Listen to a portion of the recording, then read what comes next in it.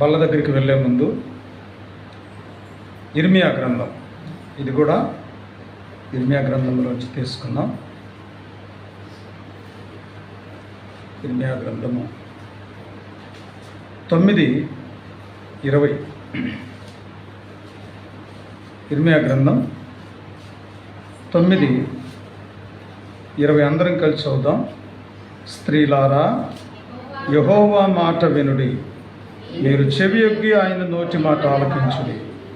మీ కుమార్తెలకు రోదనము చేయ నేర్పుడి, ఒకరికొకరు అంగలార్పు విద్య నేర్పుడి. ప్రార్థన చేద్దాం. ప్రేమగల తండ్రి, నీ కొందనాలు. ఈ మధ్యాహ్న సమయంలో మీరు మాకిచ్చిన వాక్యాన్ని బట్టి స్తుతిస్తున్నాం. మాతో మాట్లాడి బల్ల కొరకు సిద్ధపరచుమని యేసు నామములో అడుగుచున్నాము తండ్రి.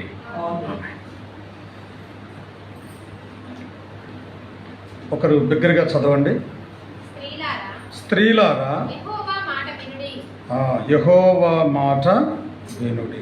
ఈ భాగాన్నే మనం తీసుకున్నాం. ఇక్కడ అదేంటి స్త్రీలకే చెప్తున్నారు, పురుషులకేమీ లేదు అని మీరు అనుకోబాకండి. అర్థమైందా?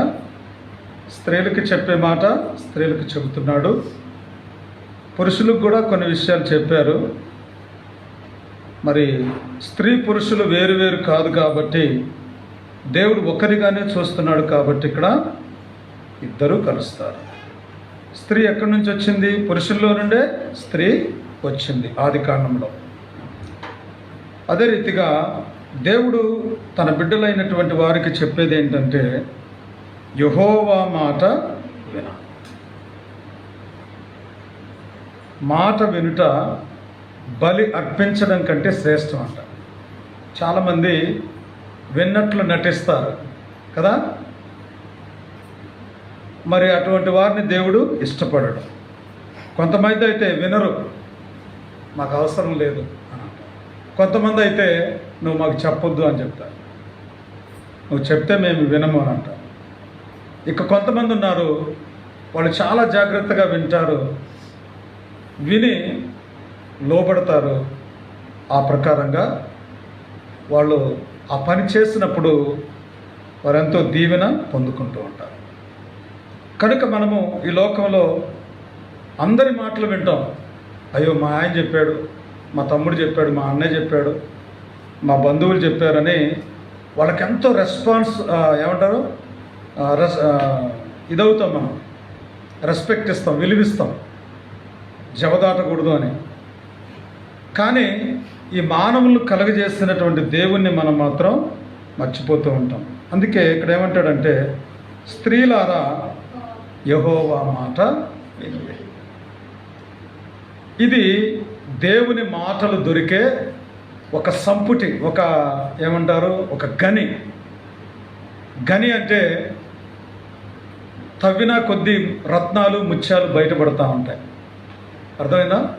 ఒక అతను సముద్రం ఒడ్డున నడుస్తూ కొన్ని రాళ్ళు ఇట్లా సముద్రంలోకి విసురుకుంటా వస్తూ ఉన్నాడు. కొన్ని రాళ్ళు ఉంటాయి, అవి చాలా అందంగా ఉన్నాయి. వాటన్నిటిని విసురుకుంటూ వస్తుంటే చాలా అయిపోయినాయి, ఒకటో రెండో మిగిలినాయి. ఎందుకంటే ఏటి ఒడ్డున నీళ్ళ దగ్గర ఉన్నప్పుడు ఏదో ఒకటి దాంట్లో విసరడం, లేకపోతే నీళ్లు చేతితో తీసుకోవడం, ఇట్లాంటివి ఏదో చేస్తూ ఉంటాం. ఒక 2 రాళ్ళు మిగిలితే అనుకున్నాడంట, సర్లే బాగున్నాయి కదా, ఏదైనా పేపర్ వెయిట్గానే పెట్టుకోవచ్చు అనుకున్నాడు. పేపరు లెగిసిపోకుండా బరువు పెడతాం కదా బల్లల మీద, ఆఫీస్లో ఉంటాయి, అట్లా పెట్టుకోవచ్చులే, ఎందుకు పడేయటం అని చెప్పి దాన్ని ఇట్లా ఎగరేసుకుంటా వస్తూ ఉన్నాడంట. ఈ లోపల ఒక మార్వాడి ఎదురైందంట. ఏంటి నీ చేతిలోదేనా? ఏంటంటే రాయి అని చెప్పాడు. ఏది చూపించాలంటే చూపించాడంట. ఇది చాలా విలువైనటువంటి రత్నం అంటది. కానీ ఇతను తెలియదు. 1,00,000 రూపాయలు ఇస్తాను, ఇది ఇస్తావా అన్నాడు. ఏమన్నాడు? 1,00,000 రూపాయలు. ఏంటి దీనికి అంత విలువ ఉందా అనుకున్నాడంట. అరే ఇట్లాంటి అయితే నేను చాలా సముద్రంలో విసిరేసాను కదా ఇలాంటివి అనుకున్నాడు. మన దగ్గరున్నటువంటి ఒక వస్తువు కానీ ఏదైనా ఒక దేవుని యొక్క మాట ఇట్లాంటివి మనకు తెలియకుండా మనం ఏం చేస్తూ ఉంటాం అంటే విసిరేస్తూ ఉంటాం, తృణీకరిస్తూ ఉంటాం, త్రోసివేస్తూ ఉంటాం, పక్కకు పడేస్తూ ఉంటాం. కానీ అది మన జీవితంలో చాలా విలువైంది. అది గ్రహింపులోకి వచ్చిన తర్వాత అరే నేను దీన్ని చాలా పోగొట్టుకున్నానే. ఇంకొక ఉదాహరణ చెప్తా. ఒక ఆయన మాటలు అమ్ముతున్నాడంట. మాటలు అమ్మటం అంటే తెలుసు కదా, ఇదిగో ఒక్క మాట 100 రూపాయలు, ఒక్క మాట 100 రూపాయలు అంటున్నట్ట. అరే ఈయన దగ్గర మాటలు కూడా అమ్ముతారా? ఎవరైనా వస్తువులు అమ్మడం చూస్తాం, కూరగాయలు అమ్మడం చూస్తాం, లేకపోతే వాహనాలు అమ్మడం చూస్తాం, ఇల్లులు అమ్మడం, పొలాలు కొనడం, ఇట్లాంటివి చూస్తాం, కానీ మాటలు అమ్మటం ఏంటి అనుకున్నాడు. అయితే ఒక ఆయన పొలంలోంచి ధాన్యం తోలుకొస్తున్నట్ట. తోలుకొస్తుంటే ఈయన ఎదురైందంట, మాటలమ్మే ఆయన. ఎవరైనా మాటలమ్మే ఆయన ఎదురైందంట. ఎదురయ్యి ఏంటి నువ్వు అమ్మేదనంటే నేను మాటలు అమ్ముతున్నానంటే మరి ఎంత అన్నాడంట. 100 రూపాయలు అన్నాడంట. అయితే ఇవ్వు ఒక మాట అన్నాడంట. ఒక కాగితం మీద ఆ మాట రాసిచ్చిందంట. సరే ఏముంది దీంట్లో అని చెప్పి ఇది 100 రూపాయలు ఏంటి అని అన్నాడు. మరి అంతే, మరి ఇది అమ్మేది అన్నాడు. వాస్తవంగా ఎవరు కొనరు, ఉచితంగా ఉంటాయి. అతను తీసుకున్నాడంట. అతనికి వచ్చినటువంటి మాట ఏంటంటే నేటి పని రేపటికి వాయిదా వేయకు అని వచ్చిందంట. ఆ మాట ఏంది? ఈరోజు పని రేపటికి వాయిదా వేయకు అని వచ్చిందంట. సరే ఆయన పొలంలోంచి ఒడ్లు తోలుకొచ్చాడంట, ధాన్యం అక్కడ కుమ్మరించాడంట. కుమ్మరించిన తర్వాత ఆయనకు ఒక మనసులో ఆలోచన వచ్చిందంట. ఈరోజు పని రేపు వాయిదా వేయొద్దని చెప్పాడు కదా ఈ మాటలో. ఇప్పటిదాకా కష్టపడి పొలంలోంచి ధాన్యం తీసుకొచ్చాం, వీటిని బయట ఉంచడం ఎందుకని కుట్లో పోసేద్దామని చెప్పి ఆ మాటకు లోబడి ఏం చేశారంట, లోపల పోసేసారు. వింటున్నారు ఇక్కడ? ఇలాంటివి చెప్తే బాగా వింటారు మా ఊళ్ళో. అయితే ఆ రోజు అతను పడుకున్న తర్వాత ప్రచండమైన వర్షం వచ్చింది. అతను ఆ పని చేయకపోతే బద్దకిస్తే వద్దులే తర్వాత చూసుకుందాంలే, ఈ మాటకి విలువ ఉందని అని అనుకుంటే అతడు తన ధాన్యాన్ని పాడు చేసుకునేవాడు. ఆ పని వెంటనే అతను చేయడం వల్ల తన ధాన్యం కాపాడబడుతూ వచ్చింది. కాబట్టి మనం ఏం చేయకూడదు, మాటలకు చాలా విలువ ఉంటుంది. ఏముందిలే చర్చికి పోయేస్తున్నాం అంటే ఏముందంటే ఏం చెప్పారంటే బాగా చెప్పాడన్న. ఏం పాటలు పాడారంటే మంచి పాటలు పాడారు కదా. సమయాన్ని 2.5 గంటలు దేవుని దగ్గర వృధాపరచడం తప్ప ఏముండదు అన్నమాట. అంటే వీళ్ళ మనసులో అది నిలబట్టలేదు. అదే ఎవరైనా తిట్టారనుకో సంవత్సరాలు గుర్తుంచుకొని సోకించి దాన్ని ఏం చేస్తాం, దాని మీద బాధపడుతూ ఉంటాం. లేకపోతే ఇతరులకు చెబుతూ ఉంటాం, ఇదిగో పలానప్పుడు నన్ను ఇట్లా ఉంది, లేకపోతే ఇట్లా చేశాడు, రకరకాలుగా మనం దాని గురించి స్టోరీలు చెప్తాం. వాక్యం చెబుతుంది, స్త్రీలారా యెహోవా మాట వినుడి. ఆయన మాట ఎంత శ్రేష్టమైంది అని అంటే ఆ సత్యాన్ని మనం ఎరగకపోతే నిజముగా మనము కోల్పోతాం. ఒకసారి శారా ఒక చిన్న పొరపాటు చేసింది. అంటే పొరపాటు అంటే తన దాసి అయిన హాగరు ద్వారా సంతానాన్ని పొందాలనుకుంది కదా.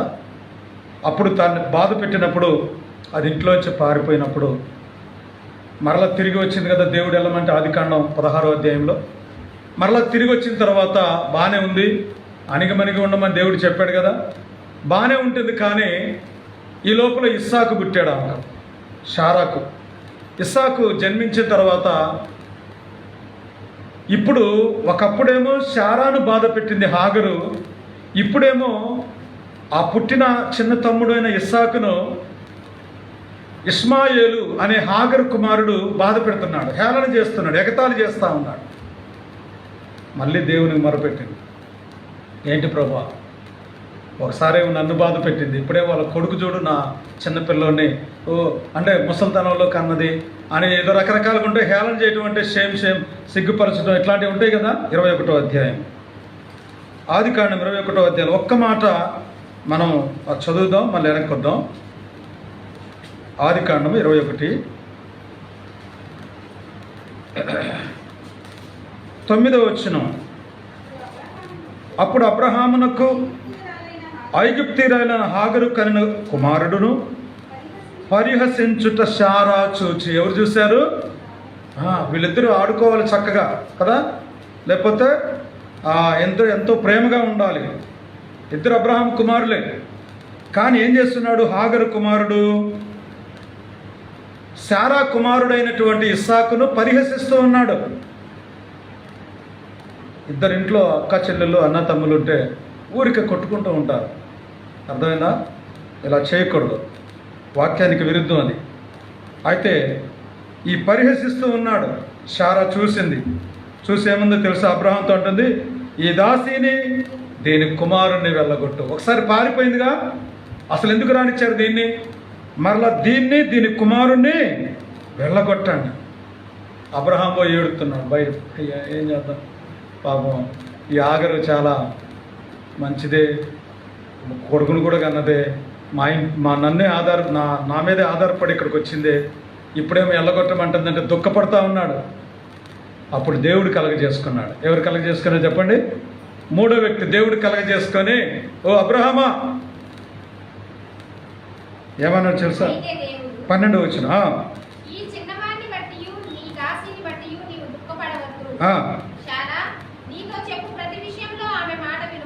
ఎవరి మాట వినమన్నాడు?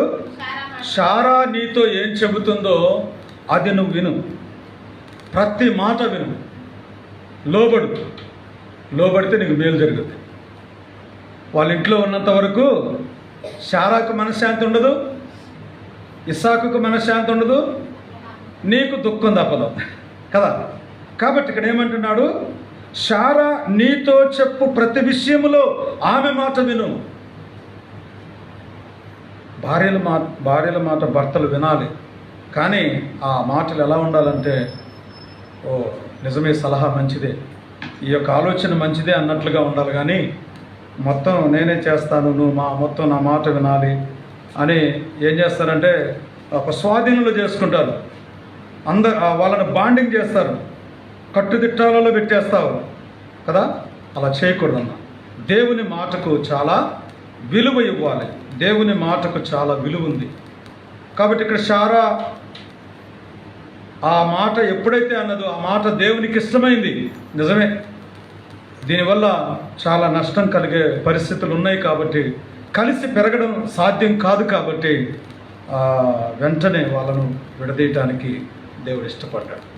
చూడండి దేవుని యొక్క వాక్యంలో, మరి స్త్రీలు దేవుని మాట వినాలి, స్త్రీల మాట భర్తలు వినాలి, లోబడాలి. అంటే లోబడటం అంటే మంచిదైతే, అన్ని మాటలు కాదు.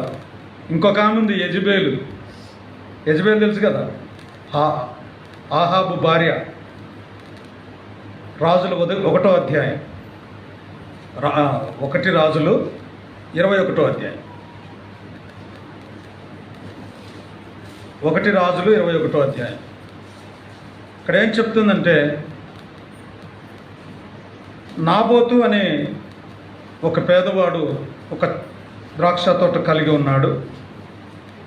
అయితే ఆహాబుకు ఆ తోట మీద మనసు మళ్ళింది.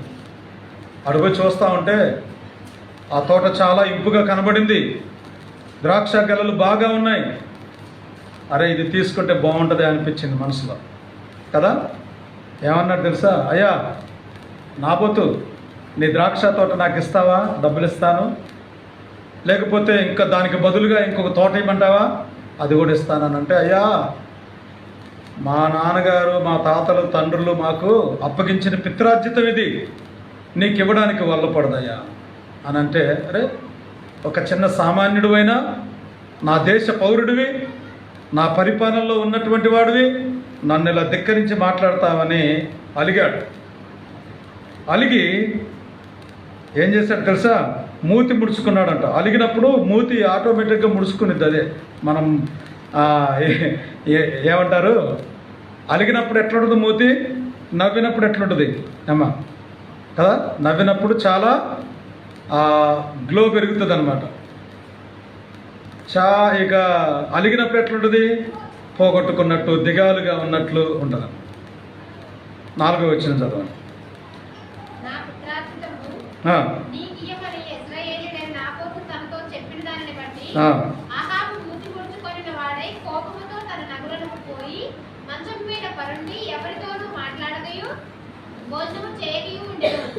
మూడు పనులు చేశాడు ఆయన.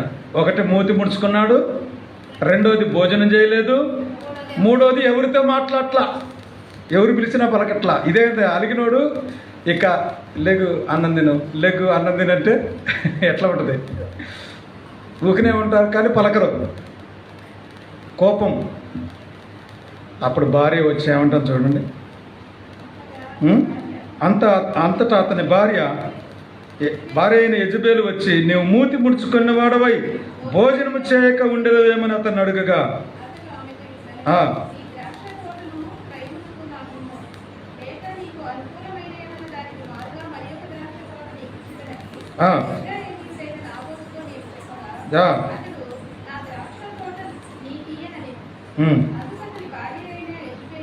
ఇక్కడ చూడండి ఏమంటుందో, అందుకతని భార్య అయిన యెజబేలు, ఇశ్రాయేలులో నీవిప్పుడు రాజ్య పరిపాలన చేయట్లేదా? లేచి భోజనం చేసి మనసులో సంతోషంగా ఉండు. ఏమంటుంది అక్కడ? స్విచ్లు ఆఫ్ చేస్తున్నా చూడుకోండి. పని చేయొద్దని చెప్పు. ఫ్యాన్ వేసుకుంటే వేసుకోమను కానీ పని చేయొద్దని చెప్పు. ఇక్కడ నువ్వు ఇశ్రాయేలులో రాజ్య పరిపాలన చేయట్లేదా? నువ్వు రాజువు కాదా? కాబట్టి నువ్వు లేచి భోజనం చేయి. అతను ఎందుకు తన ద్రాక్ష తోట నీకు ఇవ్వడం నేను చూస్తా అని చెప్పి ఏం చేసింది? యెజబేలు పనికి మాలిన ఇద్దరు మనుషులను పిలిపించింది. దస్తావేజు నాబోతు ద్రాక్ష తోటను ఆహాబు ద్రాక్ష తోటగా ఆ దస్తావేజులు తయారు చేపించింది, ముద్ర వేయించింది. ఇద్దరు పనికిమాలిన వ్యక్తుల సాక్ష్యాలు తీసుకొని నాబోతును ఊరి మధ్యలోకి తీసుకొచ్చి మోషేను, ధర్మశాస్త్రమును, దేవుణ్ణి, రాజును తిట్టాడు, మేము చెవులారా విన్నామని మీరు వాళ్ళు చెప్పేటట్లుగా చేసి నాబోతును ఊరు బయటకు లాక్కెళ్ళి రాళ్లతో సావగొట్టే పరిస్థితి తీసుకొచ్చింది యెజబేలు. ఇతను లేచి భోజనం చేసి, తోట నాదేనా, అయితే నేను తీసుకోవచ్చా అని చెప్పి ఉన్నాను. ఇలా చేయొచ్చా చెప్పండి? ఈ భార్య ఎలాంటి భార్య? ఏం మాట వినొచ్చా? ఆహాబు లాంటి వాడు తప్ప ఎవడు వినడు. అందుకే ఆహాబుని గురించి దేవుడు ఒక మాట సెలవిచ్చాడు 20వ వచనంలో. అంతటా ఆహాబు, నా పగవాడా, నీ చేతిలో నేను చిక్కబడుతున్నా అని పలుకగా, ఏలియా ఇట్లనను, యెహోవా దృష్టికి కీడు చేయుటకు నిన్ను నీవే అమ్ముకొని ఉన్నావు గనుక. యెహోవా దృష్టికి కీడు చేయటానికి అమ్ముకుంటున్నారు. మనుషులు ఏం చేస్తున్నారు? తను దేవుని మాట కంటే భార్య మాట విలువ. అమ్మో నా భార్య చెప్పిందని తిరుగులేదు అన్నాను. ఎందుకంటే తలలో నాలుక లాంటిది, చాలా విలువైంది, ఆమె చెబితే కాదని. ఇక మాటలు వస్తాయిగా లోకంలో ఎన్నో. నాబోతును ఏ రీతిగా నువ్వు అతని రక్తమును కుక్కలు నాకేటట్లుగా చేశావో అదే చోట నువ్వు కూడా అలా అయిపోతావు. ఒక నిరపరాధిని చంపడానికి నువ్వు దేవునికి భయపడలేదు, చంపడానికి ఇష్టపడ్డావు. నీ భార్య మాట విని ఈ నాశనాన్ని నువ్వు తెచ్చుకుంటూ వచ్చావు. ఇద్దరు వ్యక్తులు చూసాం కదా. మనం ఎవరి మాట వినాలి? భార్య మాట వినాలా వద్దా? వినే దాంట్లో రకాలు ఉన్నాయని ఇప్పుడే మనం చూస్తాం. కనుక దేవుడు చెబుతున్నాడు, స్త్రీలారా యెహోవా మాట వినుడి. ఎవరి మాట వినాలి? యెహోవా మాట వినాలి. వినాలంటే ముందు నువ్వు దేవుని మందిరానికి రావాలి. నీకు అక్కడ ఒక మాట రాశా బయట, మీరు ఎంతమంది చదివారు నాకు తెలియదు కానీ, మీరు ఇక్కడికి వచ్చి మీ దేవుడైన యెహోవా మాటలు వినుడి. యెహోషువ గ్రంథంలో ఆ మాట ఉంది. ఎక్కడికి రావాలి? దేవుని మందిరములో వచ్చి ఇక్కడికి వస్తే అక్కడ మా గురించి ఏం చెప్పాం, ఈరోజు అట్లా జరిగింది, ఆ రోజు అట్లా జరిగింది, లేకపోతే ఈరోజు ఏదో అయిపోయింది, లేకపోతే ఇట్లా ఈ సొంత విషయాలు, కుటుంబ సంబంధమైనటువంటి విషయాలు ఇక్కడ చెప్పబడవు కదా. ఇక్కడ చెప్పబడేది ఏంటంటే దేవుని యొక్క వాక్యం, యెహోవా మాట. కాబట్టి మరి దేవుని పిల్లలమైన మనము ఇక్కడ వాక్యము మనతో మాట్లాడుతున్నప్పుడు ఆ వాక్యానికి మనం ఏం కావాలా? విధేయులం అవ్వాలి. అందుకే ఇర్మియా గ్రంథంలో ఒక మాట చూద్దాం. 23:29 వచనం. దేవుని వాక్యం ఎలాంటిది, ఎందుకు దేవుని మాట వినాలి అనేది మనం. నా మాట అగ్ని వంటిది కాదా? ఎలాంటిదంట దేవుని మాట? అగ్ని వంటిది. రెండు విషయాలు చెప్పాడు. ఒకటి, అగ్ని వంటిది. దేవుని మాట ఎలాంటిది?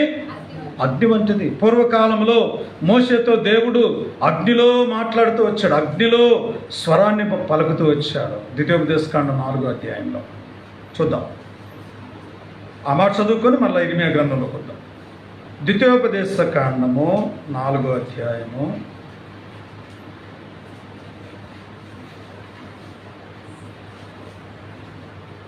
చూసారా? 12వ వచనం. యెహోవా ఆ అగ్ని మధ్య నుండి మీతో మాట్లాడాను. ఎక్కడి నుంచి మాట్లాడాడు? మోషేతో. మాటల ధ్వని మీరు వింటిరి కానీ ఏ స్వరూపము మీరు చూడరు. వాళ్ళు ఏం విన్నారు? మాటల ధ్వని. మాటల ధ్వని. ఇప్పుడు నేను మాట్లాడుతుంటే ధ్వని వస్తుందా రావట్లేదా? శబ్దం, మైక్ శబ్దం వస్తుందా రావట్లేదా? వస్తుంది కదా. ఆ శబ్దము ఏదైతే దేవుడు మనకిచ్చాడో ఆయన అగ్నిలో ప్రత్యక్షమై ఆయన ఒక స్వరాన్ని వినిపింపజేస్తున్నాడు. అగ్నిలో మధ్య నుండి మీతో మాట్లాడాడు. అలాగైతే దేవుడు అగ్ని, లేకపోతే మనం అగ్నిని ఆరాధించాలా? అగ్గిదేవుడు, ఇదే అగ్గిదేవుడు ఏదైతే అనుకుంటున్నారో. అగ్ని దేవుడు కాదు, గుర్తుపెట్టుకోండి. మొట్టమొదటిగా అగ్ని దేవుడు కాదు. కానీ మరి మన భారతదేశంలో హిందువులు అనుసరించేటటువంటి గ్రంథాలలో అగ్ని ద మోస్ట్ పవర్ఫుల్ గాడ్. అగ్ని, వాయువు, ఏదైతే ఆకాశము, భూమి, ఈ పంచభూతాలు ఉన్నాయి కదా, ఈ పంచభూతాలను కూడా ఆరాధిస్తారు. అయితే దేవుడు అగ్ని కాదు. ఒకవేళ అగ్ని మన ఇల్లు కాల్చేస్తుంది అనుకోండి, మా దేవుడు వచ్చి మా ఇల్లు కాల్చేస్తున్నాడు, ఎంత ఆనందం అంటారా? చెప్పండి, మీరు చెప్పండి. అగ్ని అంటే అగ్నే, కానీ అది ఒక పదార్థం. అది అంతేకాని దేవుడు కాదు. అలా అయితే అగ్ని స్వరూపంలో ఉండాలి కదా. కాబట్టి ఇక్కడ నా మాట అగ్ని వంటిది అన్నాడు, కానీ నేను అగ్నిని అని చెప్పలా. మన దేవుడు దహించు అగ్ని అంటే అగ్ని ఏ విధంగా దహిస్తుందో నేను కూడా అలాంటి వాడనే అనేది ఒక పోలిక మాత్రమే, కానీ దేవుడు అగ్ని కాదు. అయితే ఇక్కడ మనం చదువుతాం, నా మాట అగ్ని వంటిది కాదా? దేవుని మాట ఎలాంటిది చెప్పండి? అగ్ని వంటిది. రెండోది, బండను బద్దలు చేయు సుత్తి. సుత్తి తెలుసు కదా మనకు, చాలా ఇనుము, బరువైనటువంటి ఒక ఇనుము. గన్ అంటారు దాన్ని, లేకపోతే మలాట్ అంటారు, ఇంకా దానికి చాలా పేర్లు ఉన్నాయి కదా. హ్యామర్ అంటారు, ఇంగ్లీష్లో హ్యామర్ అంటారు. దాంతో కొట్టామంటే ఏదైనా పట్మని పగిలిపోవాల్సి. నా మాట ఎలాంటిదంట? సుత్తె వంటిది. సుత్తె ఏం చేస్తుంది? ఈ బండలాంటి హృదయాన్ని పగలగొట్టాలి. మన హృదయం ఎలాంటిది? బండ వంటిది. ఎందుకంటే చాలా సంవత్సరాల నుంచి వాక్యాలు వింటున్నా కానీ ఇది కరగదు, ఇది పగలదు. ఎందుకో తెలుసా? లోపలికి దాన్ని స్వీకరించకపోవడం వల్ల. చెబుతున్నాళ్లే అనుకుంటున్నారే కానీ ఇది నాకే, ఇది నాదే, ఇది దేవుడు నా కోసమే మాట్లాడాడు అనేది తీసుకోవట్లా. అందువల్ల మన హృదయం పగలట్లా. ఎప్పుడు మానవుని యొక్క హృదయము దేవునికి దగ్గరవుతుంది అని అంటే, అపోస్తుల కార్యంలో ఒక స్త్రీ అంట, ఆ రంగులు అమ్ముకోవడానికి వచ్చినటువంటి ఒక స్త్రీ, ఉదారంగు పొడిని అమ్ముతున్నటువంటి ఒక స్త్రీ, 15వ అధ్యాయం 16వ అధ్యాయము 14వ వచనం. అప్పుడు ఉమ్, లుదియాయను దైవభక్తి గల ఒక స్త్రీ నిలిచుండెను. ఉమ్. ఆమె ఉదారము కొడని అమ్ము తుయతైర పట్టణస్థురాలు. ప్రభువు ఆమె హృదయమును తెరిచెను గనుక పౌలు చెప్పిన మాటల యందు లక్ష్యముంచెను. కాబట్టి ఇక్కడ ఉదారంగు పొడిని అమ్ముకునే ఒక తుయతైర పట్టణస్థురాలు ఆ విశ్రాంతి దినాన గవిని దాటి నదీ తీరంలో ప్రార్థన జరుగుతుంది వాళ్ళకి. ఎందుకంటే ఇళ్లలో పెట్టినప్పుడు ప్రార్థనకు జనాలు 3,000 మంది 4,000 మంది అవుతున్నారు. మరి అంతమందికి ఎంత పెద్ద పెద్ద హాళ్ళు కట్టాలి కదా. మరి ఆ దినాల్లో లేవు కాబట్టి వాళ్ళు ఏం చేశారంటే ఒక మంచి స్థలాన్ని చూసుకునే వాళ్ళు అక్కడ పెట్టేవాళ్ళు అనమాట. అందరికీ తెలియజేశారు ఎక్కడ ప్రార్థన అంటే విశ్రాంతి దినాన పలానా నదీ తీరంలో ఆ ఇసుకలో ఆ యొక్క గ్రౌండ్లో ప్రార్థన జరుగుద్ది అనుకొని ఈ తుయతైర పట్టణస్థురాలు సాయంత్రం వరకు రంగులు నెత్తిన పెట్టుకొని అమ్ముతూ ఉంది. ఆ సాయంత్రానికి ఆ సముద్రం దగ్గరికి వచ్చేస్తూ ఉంది. సాయంత్రం అంటే పగలు ఇంచుమించు 3 గంటలకు వాళ్ళకి ప్రార్థనా సమయం వచ్చేసి పౌలు చెప్పిన మాటల మీదే దృష్టి పెట్టింది. ఈ రంగులు ఎటు పోయినాయో, డబ్బులు ఎటు పోయినాయో, లెక్కలు ఎటు పోయినాయో, ఈరోజు ఎంత అమ్మాను ఏంటి అని ఈ లెక్క ఇట్లా, నా పిల్లలేంటి, వాళ్ళకి ఏమన్నా భోజనం తయారు చేశానా, లేకపోతే నా భర్త ఎటు పోయాడో, ఇదంతా ఏమైందో, మా అత్తగారు ఏమంటుందో లేట్ అయితే, ఇట్లాంటివి ఉన్నాయా? ఏమీ ఆలోచించట్లా.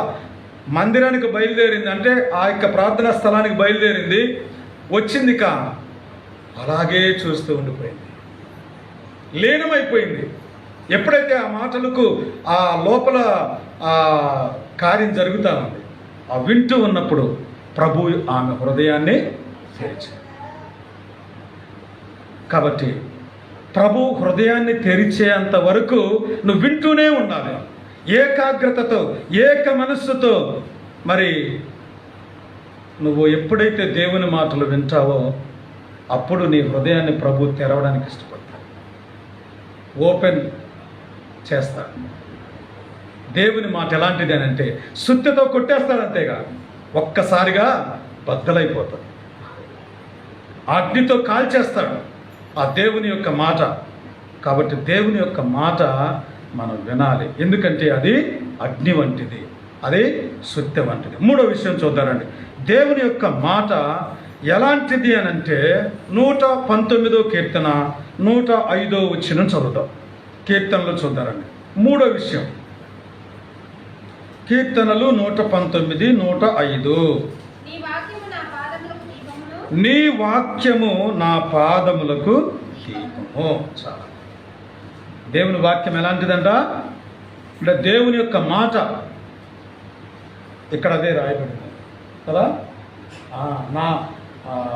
నా పాదములకు దీపం. మన పాదాలకు దీపం ఏంటంటే, ఎందుకు మన పాదాలకు దీపం అన్నాడు? ఎవరైనా దీపాన్ని వెలిగించి ఎత్తైన ప్రదేశంలో పెడతారు. ఇప్పుడు లైట్లు కింద ఉన్నాయా పైన ఉన్నాయా? కానీ దేవుని వాక్యం యొక్క విశిష్టత ఏంటంటే, గొప్పతనం ఏంటంటే, అది మన పాదాలు ఎలా నడవాలో, మన జీవిత గమనంలో ఎలా ప్రయాణించే, మంచి చెడులను గమనించి ఏది సత్యమో ఏది అసత్యమో తెలుసుకొని, ఏది మంచిదో ఏది చెడో అని తెలుసుకొని మనము సరైన రీతిలో నడవాలనే ఉద్దేశంతో దేవుని యొక్క వాక్యం ఇక్కడ పాదాలకు దీపము. వెలుగు నీ పాదాలకు కనబడితే ఆ పాదాలు గుంటలో పడవు, ఇరుకులో పడవు, ముళ్ళ కంపల్లో పడవు, లేకపోతే అగాధంలో పడవేయవు. కాబట్టి దేవుని యొక్క వాక్యం ఎలాంటిది చెప్పండి? 3ది ఎలాంటిది? దీపము, పాదాలకు దీపం, పాదములకు దీపము. 4వ విషయం చూద్దాం. 4వ విషయం, దేవుని యొక్క వాక్యం ఎలాంటిది అని అంటే కీర్తనలలో 19 చదువుదాం. 119 చదివారు కదా, 19, 10.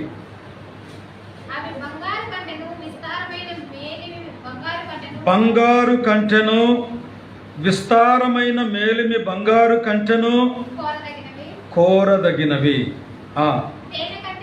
తేనె కంటెను జుంటి తేనె దారుల కంటెను మధురమని. దేవుని ఒక వాక్యము ఎలాంటిది అని అంటే బంగారము వంటిది. ఎలాంటిదంట? మేలిమి బంగారం, అది మామూలు బంగారం కాదు, మేలిమి బంగారం. బంగారు కంటెను, విస్తారమైన మేలిమి బంగారు కంటెను కోరదగినవి. తేనె కంటెను, జుంటె తేనె దారుల కంటెను మధురమైనవి. బంగారము విలువైనది, తేనె మధురమైనది కదమ్మా. కాబట్టి బంగారమునకు ఎంత విలువ ఉందో దేవుని యొక్క వాక్యము బంగారము కంటే విలువైంది. ఎందుకంటే ఇక్కడ బంగారము వంటిది అనల్ల, బంగారము కంటే అన్నాడు. మేలిమి బంగారము కంటే, ఎంత మేలిమి బంగారము. అబ్బా ఏమంటారమ్మా, 9.916 కేడిఎం బంగారం కదా. ఇంకా ఏదైతే నెంబర్ 1 అనుకుంటున్నామో అంతకంటే దేవుని యొక్క వాక్యము విలువ గలది. అంటే దానికి మనము బంగారానికి ఒక రేటు పెట్టచ్చు, కానీ దేవుని వాక్యానికి రేటు లేదు, దాన్ని మనం కొనలేము. అర్థమైందా? కాబట్టి దేవుని యొక్క వాక్యము కొంటే వచ్చేది కాదు. ఒక ఆయన కొనాలనుకున్నాడు. పేతురు, యోహాన్లు వీళ్ళందరూ కూడా అద్భుతాలు చేస్తున్నారు, చనిపోయిన వాళ్ళు లేపుతున్నారు, కుంటి వాళ్ళని నడిపిస్తున్నారు, మగవారికి మాటిస్తారు, దయ్యాలను వదలగొడుతున్నారు. గారడి సీమోన్ అని ఒకడు ఉన్నాడు. అపొస్తలుల కార్యాలు చదవండి మీరు, ఇప్పుడు సమయం లేదు. నాకు కూడా ఆ విద్యని ఇస్తారా, మీకు కావాలంటే డబ్బులు ఇస్తానా, మీరు అద్భుతాలు చేస్తున్నారు కదా. అరే నేనే అద్భుతాలు చేస్తాను, తీగ మీద నడుస్తాను, లేకపోతే ఆ రింగులో దూరుతాను, ఇంకెన్నో ఉంటాయి కదా సర్కస్ చేసేవాళ్ళు కదా. ఒక్క చక్రం మీద సైకిల్ తొక్కడం, లేకపోతే గ్లోబ్లో తిరగడం, రకరకాల విన్యాసాలు చేయడం, ఇదంతా నేను చేసి ప్రజలందరినీ ఆశ్చర్యపరుస్తూ ఉంటే మీరేంటయ్యా చనిపోయిన వాళ్ళు కూడా లేపుతున్నారు, ఇదేదో గొప్ప విద్యలాగుంది, నాకు నేర్పుతారా అని చెప్పి మీకు కావాలంటే డబ్బు ఇస్తానా. నీ వెండి నీతో నశించునుగాక. అర్థమైందా? వెండితో కొనేది కాదు ఇది, లేకపోతే ఇంకా ఇతరమైన వస్తువులు ఇచ్చి సంపాదించుకునేది కాదు. దేవుని వాక్యానికి ఖరీదు లేదు, ఎందుకంటే ప్రభు అయిన దేవుడు వాక్యమై ఉన్నాడు కాబట్టి దానికి మనము వెల కట్టలేము. 1 అగ్ని వంటిది, 2 సత్య వంటిది, 3 పాదములకు దీపము, 4 విలువైనది, మధురమైనది. మధురం అంటే చూడండి, అంజూరపు పండ్ల గురించి రాస్తూ న్యాయాధిపతుల గ్రంథం 9వ అధ్యాయంలో, నా మధురమును నేను ఇయ్యక మాని, 9:9 అనుకుంటా, 10 న్యాయాధిపతులు 9:10 చూడండి.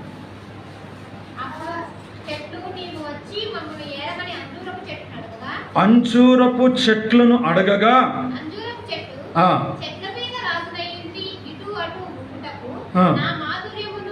నా మాధుర్యమును నా మంచి ఫలమును నేనియ్యక మానుదునా. నా మాధుర్యము. అంజూరపు చెట్టు అంటుంది, నాలో నుండి మాధుర్యము వస్తుంది. కొంతమంది పెట్టుకుంటారు మంచిగా మాధుర్యం,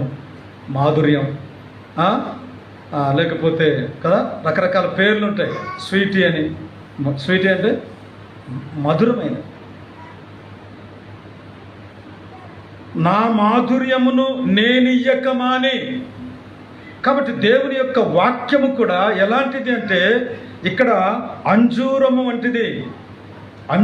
వంటిది. అందుకే నేను రాసినటువంటి పాటలో ఈ యొక్క పల్లవి 2వ వచనంలో ఈ మాటలు, శ్రేష్టమైన అంజూరమై తన మాధుర్యమును ఇవ్వనా. మన మాధుర్యం కాదు.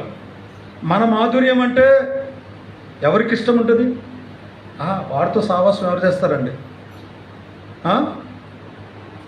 మనల్ని ఎవరు కూడా ఇష్టపడకపోవచ్చు, కానీ మన మాధుర్యము, మన చాతుర్యము, మన తెలివితేటలు, మన అందచందాలు ఇవి మనకి ఇష్టమేమో, కానీ దేవునికి ఇష్టం కాదు. ప్రభు చెప్పాడు, అతని రూపము, అతని ఎత్తును నువ్వు లక్ష్య పెట్టొద్దు. మనుషులు లక్ష్య పెట్టే వాటిని యెహోవా లక్ష్య పెట్టరు. కాబట్టి ఈ సంగతి మనం గమనించకపోతే మనం చాలా నష్టపోతాం. కానీ మన మాధుర్యము దేవునికి అవసరం లేదు. మన మాధుర్యము కాదు, తన మాధుర్యం మనకు కావాలి. ప్రభు, నీ మాధుర్యం నాకు ఇవ్వు, నీ వాక్య మాధుర్యం నాకు ఇవ్వు, నీ సన్నిధి యొక్క ఆ సంతోషాన్ని నాకు ఇవ్వు. శ్రేష్టమైన అంజూరమై తన మాధుర్యమునివ్వన, తీయని ఫలము యేసుని మాటని ప్రతిరోజు ప్రకటించన. తీయని ఫలము యేసుని మాటని ప్రతిరోజు ప్రకటించన. ఇటు అటు ఊగుట నాకేలా, నాకీ ధన్యత చాలదా? నాకు ఈ ధన్యత చాలు, నాకు ఈ లైఫ్ చాలు, దేవుడు నాకు ఇచ్చింది నాకు చాలు, నాకు ఇంక ఎక్స్ట్రాలు ఏవి అవసరం లేదు. నేను నా మాధుర్యాన్ని నా ప్రజలకు ఇవ్వాలి.